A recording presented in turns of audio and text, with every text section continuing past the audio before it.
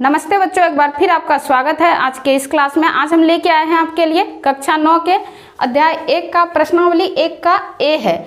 प्रश्न संख्या हमारा 5 है। 4 तक के प्रश्न को हमने अपने पिछले कक्षा में ही किया था।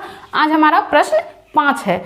तो देखिए प्रश्न 5 में है कि 1/3 और 1/2 के बीच एक परिमेय संख्या और दो परिमेय संख्या। पहले कह रहा है एक परिमेय संख्या निकालने के लिए, फिर इसी में कह रहा है दो परिमेय संख्या निकालने के लिए।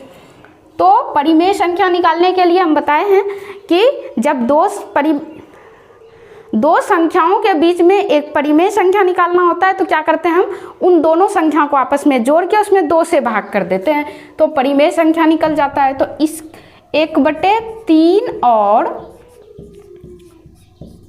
1/2 के बीच परिमेय संख्या निकालना है तो क्या करेंगे, 1/3 जोड़ 1/2। अब भाग कितने से करना है, 2 से। अब देखिए 3 2 का एलसीएम लेना है, भिन्न के जोड़ की तरह आ गया है तो 3 2 का एलसीएम लेंगे तो क्या हो जाएगा, 6 हो जाएगा। एलसीएम आएगा नहीं तो आपस में गुना कर देते हैं। अब 6 में 3 से भाग देंगे तो 2 बार में आया, 2 गुना 1 किए तो 2 हो गया, प्लस 6 में 2 से भाग दिए तो 3 बार में आया, 3 गुना 1 करेंगे तो 3 हो जाएगा। और ये जो नीचे बट्टे दिया हुआ है, अभी तो हम यहाँ तक की क्रिया को किए, यहाँ बट्टे में 2 भी दिया हुआ है ये वाला, इस 2 को क्या करते हैं, हर के साथ लाके गुना कर देते हैं। तो इसको कैसे लिखेंगे हम लोग, 3 और 2 को जोड़ दिए तो हो गया क्या, 5 और 6 गुना 2, तो इसको लिख देंगे 5/12। ये एक परिमेय संख्या हमारा निकल गया। अब कह रहा है कि ये सवाल नंबर ए था, इसमें एक परिमेय संख्या निकालने कह रहा था तो एक परिमेय संख्या तो हमारा निकल गया। अब सवाल नंबर बी है हमारा, इसमें कह रहा है 2 परिमेय संख्या निकालने के लिए। तो एक परिमेय संख्या तो यही ले सकते हैं हम लोग 5/12। अब दूसरा परिमेय संख्या कैसे लेंगे, इसी 5/12 में या तो 1/3 को जोड़ देंगे या 1/2 को जोड़ देंगे। तो क्या करेंगे, इसमें 5/दूसरा परिमेय संख्या निकालना है तो यहाँ लिखेंगे 5/12 जोड़, इसको जोड़ते हैं 1/2 को, यहाँ जोड़ दिए 1/2। अब भाग कितने से हो जाता है, 2 से। अब देखिए इन दोनों का एलसीएम लेना है हमको, तो एलसीएम कैसे लेंगे, एलसीएम लेना तो हम लोग बचपन से ही जानते हैं कि एलसीएम कैसे लिया जाता है। 2 से करेंगे 6 हो गया, 1 हो गया, 12 हो गया इसका एलसीएम। तो यहाँ लिख दिए 12। 12 में 12 से भाग अगर लगाते हैं तो क्या हो जाएगा, एक बार में लगेगा। 1 गुना 5 करेंगे तो 5 हो गया, जोड़। अब 12 में 2 से भाग देंगे तो 6 बार में लगेगा, 6 गुना 1 करेंगे तो क्या हो जाएगा, 6 हो जाएगा। और नीचे हमारे पास अभी भी यहाँ 2 बचा हुआ है। ये जो 2 होता है ये क्या होता है, हर के साथ जाके गुना हो जाता है।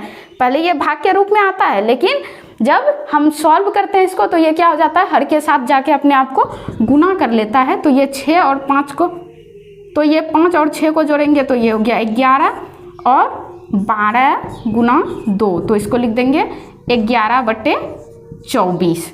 अब देखिए यहाँ क्या हो गया, 11/24 हो गया और यहाँ क्या आया था हमारा, 5/12 आया था। तो इसमें तो एक ही परिमेय संख्या कह रहा था तो ये हो गया 5/12, लेकिन इसमें कह रहा था 2 परिमेय संख्या, तो एक तो हमारा क्या हो गया 11/24 हो गया और दूसरा हम क्या ले लेंगे, 5/12 ले लेंगे। 2 परिमेय संख्या इसमें निकालने का रहा था तो 2 परिमेय संख्या हमारा हो गया 11/24 और 5/12। इसमें 1 का रहा था तो 1 वही हो गया 5/12। इस तरह से जब किसी भी परिमेय संख्या के बीच में, इस तरह से जब कभी भी किसी भी संख्या के बीच में परिमेय संख्या को निकालने कहा जाता है तो हम लोग क्या करते हैं, उन दोनों संख्याओं को आपस में जोड़कर उसमें 2 से भाग दे देंगे। जो एक संख्याओं को मिलेगा फिर उस संख्या में दिए हुए संख्या को जोड़ के फिर उसमें 2 से भाग कर देंगे। इस तरह से करके 2 संख्याओं के बीच में बहुत सारे संख्याओं को हम लोग परिमेय संख्या को निकाल सकते हैं। सवाल नंबर 5 में, एक में नंबर ए में कह रहा था एक परिमेय संख्या, तो एक परिमेय संख्या हमारा 5/12 हो गया। और सवाल नंबर बी जो था इसमें कह रहा है 2 परिमेय संख्या, तो एक परिमेय संख्या जो हम इसमें निकाले थे वही हो गया और दूसरा परिमेय संख्या क्या निकल गया, 11/24 निकल गया। इस तरह से परिमेय संख्या का मान ये जरूरी नहीं है कि सेम ही होगा, आप जब निकालेंगे तो हो सकता है कि आपका एक दूसरा मान निकल जाए। तो इससे क्या होगा, ये गलती नहीं होगा। परिमेय संख्या अलग अलग रूप में हो सकता है और बुक में भी ऐसा दिया होता है कि हो सकता है कि हम जो सॉल्व कर रहे हैं उससे थोड़ा डिफरेंस आपका आए तो आंसर थोड़ा डिफरेंस आएगा। तो ज़रूरी नहीं है कि आपका जो डिफरेंस आंसर आया वो गलती हो गया। परिमेय संख्या तो कोई भी हो सकता है, इसलिए हो सकता है कि आपका मान थोड़ा चेंज भी आए तो गलती नहीं होगा। ठीक है, इस तरह से हमारा ये नंबर 5 कंप्लीट हो गया और मुझे उम्मीद है कि आप इसको बहुत अच्छे तरह से समझे होंगे। अब आपको परिमेय संख्या निकालने में कभी कोई दिक्कत नहीं आएगी। ये इसी के साथ लेते हैं विदा, मिलते हैं अगले क्लास में, तब तक के लिए गुड बाय।